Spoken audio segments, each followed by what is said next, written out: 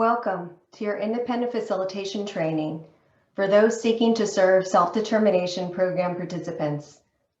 This is provided by the East Bay Independent Facilitation Work Group, a partnership between the Regional Center of the East Bay Self-Determination Local Advisory Committee and the Bay Area Office of the State Council on Developmental Disabilities.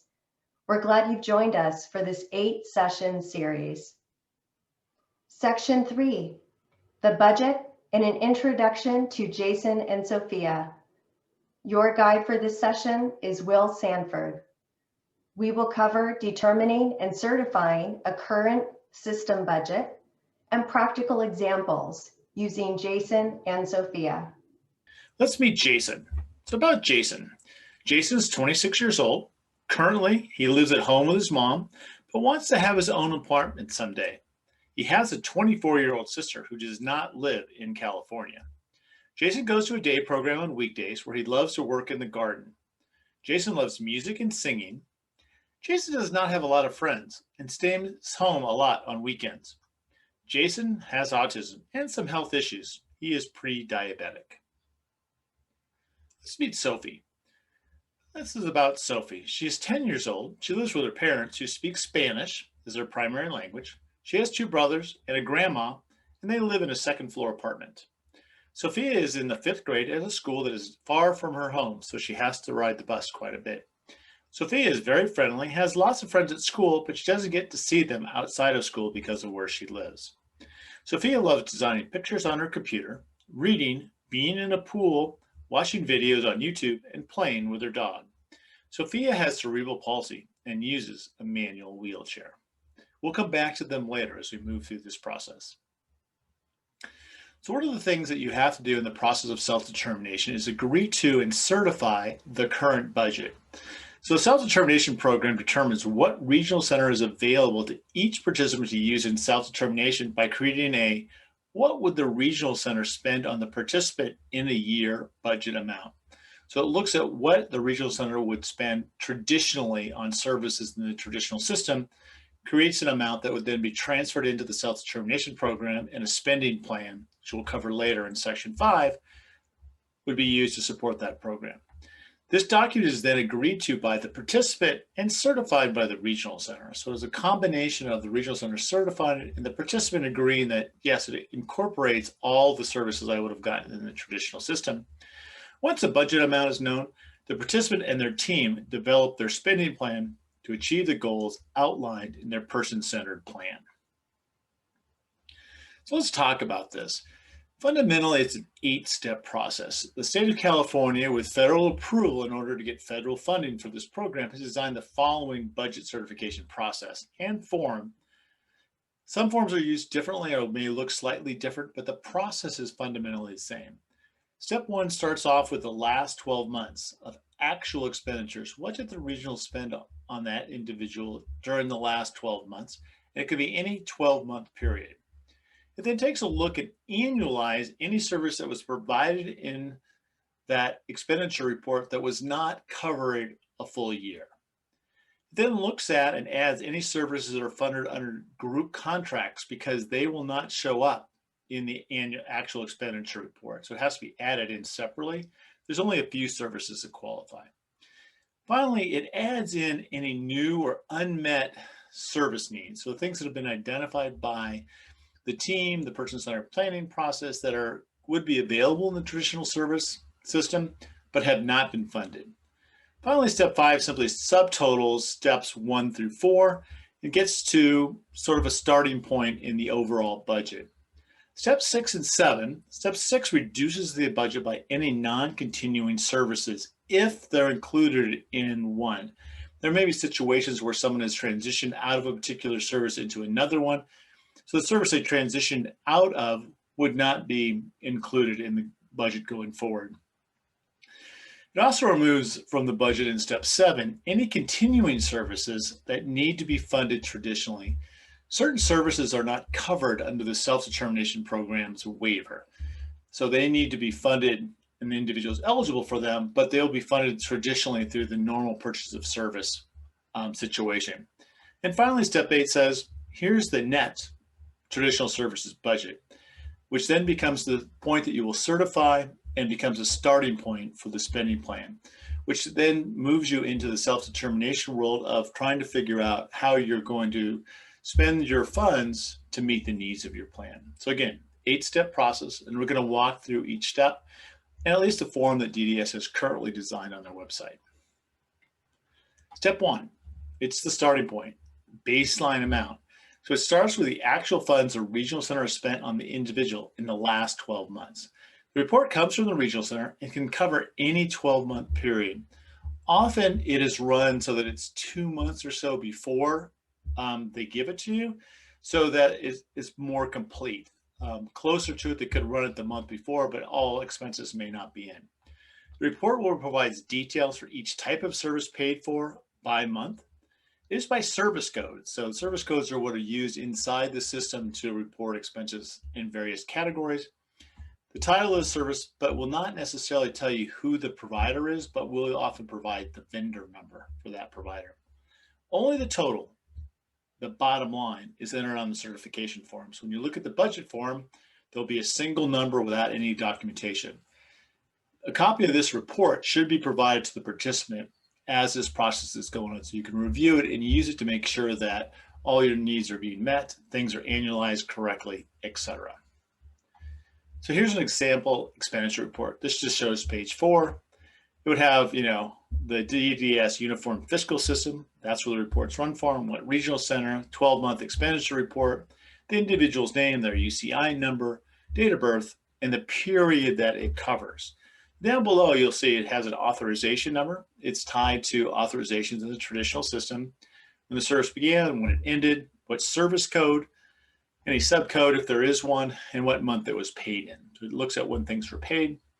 Ultimately, in this case, we're looking at the bottom line of the grand total, which would be the sum of the other 3 pages.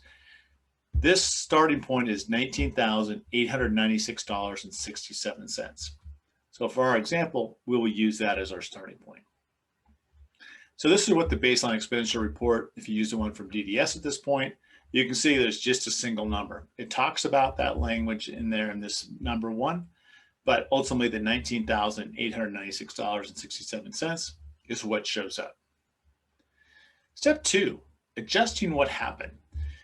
This is called the annualization table. It allows your budget to be increased based on your current individual program plan and or authorized services that were not delivered to you during the last 12 months. This applies to things like your expenditure report shows that you had 4 months of a service paid for. The form allows you to price the missing 8 months and add it to your budget. Your IPP may have identified some needs, but you could not find anyone to provide that service. So again, the form allows you to add in that cost of that service and add it to your budget. You may have also started or stopped services mid-year for a variety of reasons, so it doesn't reflect the full cost of service for a year. So again, that would be adjusted, added to your budget. This may also be used to report change in costs related to the traditional system. During the budget process in the state of California, rates may be adjusted for a variety of reasons. Recently, we had an 8.2% rate increase. That rate increase would be gone into your budget and adjusted as appropriate so that people in self-determination have the same basis as everybody else. There may be other items that are in your IPP that you've not been able to access to do that. So again, this is simply adjusting from your expenditure plan things that were missing or needed to be added to. So this is what it looks like. So in this example, the service was Independent Living Services, also known as ILS. Service code is 520. Does this service require an annualized cost? Yes. How many months was the service unfunded? So you're identifying how many months. They got 10 months, so there were 2 months that were not. Rate per month, so it's 15 hours at $41 an hour. So you do the math calculation, so 15 times 4109 equals $616.35 times 2. Says the unfunded cost for this service that should be added to the budget is $1,232.70. So again, that would be annualizing something for less than 12 months. Capturing special expenses. So step 3 really is a very limited bandwidth, and most people have a 0 in this category. The only things that are really reflected here are things that are provided on what's called a group contract, where it's not tied directly to the individual receiving the service. Typically, it's group transportation services to get to and from your day service or other location, and or group support employment. If you worked in a group setting, those costs are billed as a group, and the costs have to be allocated after the fact. So do not show up in the traditional expenditure report. So these have to be calculated separately. And you need to know that, oh, yes, I got that. If they don't show up, here's what you would do. So here would be the form, group contract table, looks at those costs. In this case, it's support employment group. Agency was Acme. Their monthly group cost was $36,100. Number of individuals served was 15. So the calculation to determine the annual adjusted cost for that would be dividing $36,100 divided by 15 times 12. So the cost of that service was $28,880. Again, not in your expenditure report, so it needs to be added into your budget. Finally, we get to new needs or unmet needs. Newly identified needs tab. This is where you're going to make changes to your needs and supports that have recently happened can be identified, and those costs are agreed to and added into your budget. These services that would qualify for funding by the regional centers in the traditional system. So it has to be something that would be in the traditional system that you would include in the budget. Services need to be included in the individual program plan. So if it's a service that you're needing to change, it should be reflected in your IPP as you go through this process. The funding to be added to your budget would be based on the average cost of that service in that regional center. So if it was a day service of a particular type, they would identify a service, what the average cost for them was, and that would be what's added in. Often it's a need for new services due to a change in circumstance, graduation from school, desire to move from the family home to their own space, or other changes in the services someone needs. So again, if there's a change in what someone's happening or what's going on in their life, this is where you would go back in, make a change to the budget, and get it included in your thing. This is an area where at any point during a year, if something changes, after the budget and spending plan have been established, you can go back in and reopen the spending or the budget, recertify it, and then modify the spending plan. So a couple of definitions that are in the form. ARM, the alternative residential model, is fundamentally community care facilities that are paid for. ARFISHN, which is the adult residential facility for persons with special health needs, another acronym that's out there, and a negotiated non-ARFISHN. So negotiated means that the rates paid to the provider have been negotiated by the provider and the regional center. So there may be costs and things that are identified and use some, as always, special language. So this identifies new or unmet needs. In this case, transportation is an additional component for the SA group, for the support employment group. For them to be able to get to and from work, they would need to have the service code. It would be 23 days on average, $15 a day, 23 days a month. So 15 times 23 times 12 would say there's $4,140 that needs to be added to the budget for new and unmet needs that have now been identified and included in the budget and agreed to by everybody. Finally, we get to step 5. So this is sort of the unadjusted budget as far as it's gone through and identified all the adds to it from the starting point of the base, all the things that need to be added. So the baseline amount, your last 12 months of costs, annualization table, increasing those adjustments to make sure each service is funded for 12 months. Group contract, if you're in a situation that includes that, you want that to get added in. Any newly identified needs, reflects any additional cost for that new services. Subtotal gives you, here's the budget we've identified so far. So it's gone through and started from that point and worked its way up. So the initial budget subtotal looks like this. Baseline amount, $19,896.67. Annualization is that $1,232.70. Group contract was $28,880. Newly identified was $4,140. For a new subtotal of $54,149.37. So you can see there's a relatively significant increase in the budget so far, but we have to look at 2 other things before we're complete. So step 6 looks at budget reductions. So it looks at things that are non-continuing service. So if you have a cost that's reflected on that baseline expenditure, and from step 1, will no longer be needed or was one time in nature, and it's listed here, it needs to be reduced from the budget. The cost of getting your self-determination person-centered plan created could be in your expenditure report, depending on how long it took you to get to this part of the process. It would be backed out as it's not allowable. It's a one-time cost. One-time cost to get modifications of homes or autos to allow you to access the community would also be backed out. Specific equipment purchases and any services and supports that are no longer needed or have been discontinued. Often they've been replaced with an alternative service, which you've added in probably in step 4. So there's been some adjustment made. And then any other items that may need to be identified in the process. So again, so the non-continuing services look like, so they were in a program, a day service, before they got their job. So for part of the year, they're getting there, and it cost $10,539.40, which was reflected in that expenditure plan. So that would come out.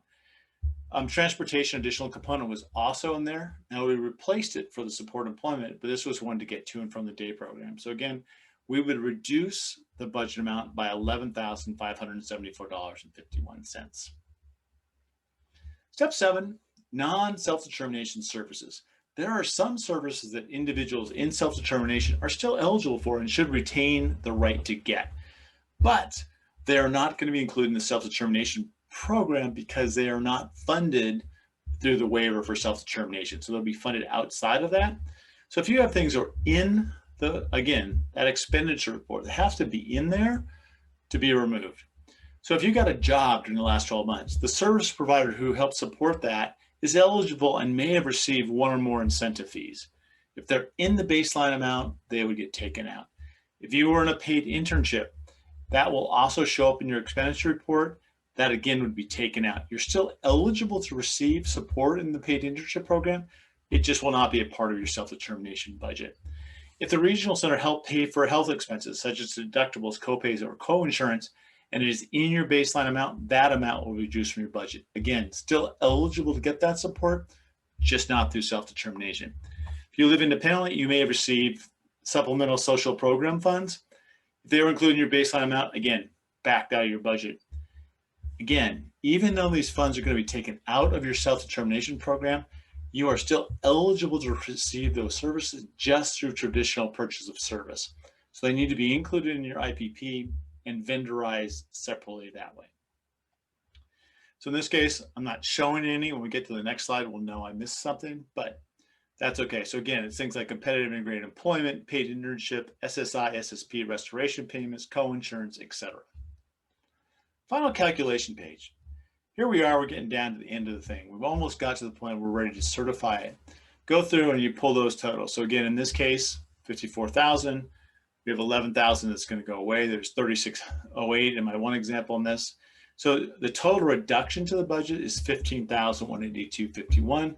So the self-determination annual individual budget would be 38,966.86. So that would be the amount that is going to become certified if everybody agrees to this and we move forward. So in this one, again, there'd be a form. Everybody would sign off on, yes, we agree. We've captured all the costs at this point in time, that it's 38,000. If in the future things change, that budget amount can also change. So let's go back and take a look at Jason. So Jason's individual budget during the last 12 months of what was spent on regional center services was $63,100. He got a day program, some personal assistance hours, some transportation, respite support, and independent living skills training. His support team met, looked at that, reviewed all the documents, but hadn't identified any unmet needs or undermet services during the year. So his certified budget amount would be $63,100. For Sofia, it's an interesting thing. Amount spent in the last 12 months was $2,100. Sophia and her family talked with the team about a change in her individual budget. Sophia had some unmet needs. Sophia's IPP reflects that she should have gotten 40 hours of respite, was needed every month to help support her and give her family a break, which is really what respite's for. While she actually only received 7 hours a month of respite due to her primary provider having limited availability and a replacement could not be found. So here's a situation where the authorization there, she could have used those hours, so they need to adjust for basically an undermet need. So everybody agreed and they adjusted the budget. So the regional center determined that an additional $9,900 would have been spent on Sofia's services had all of her needed respite been provided. So the regional center came back and said, we're going to certify the adjusted individual budget of $12,000. So that would be the case where they annualized up those costs. And that really, in her case, reflected what her budget should be.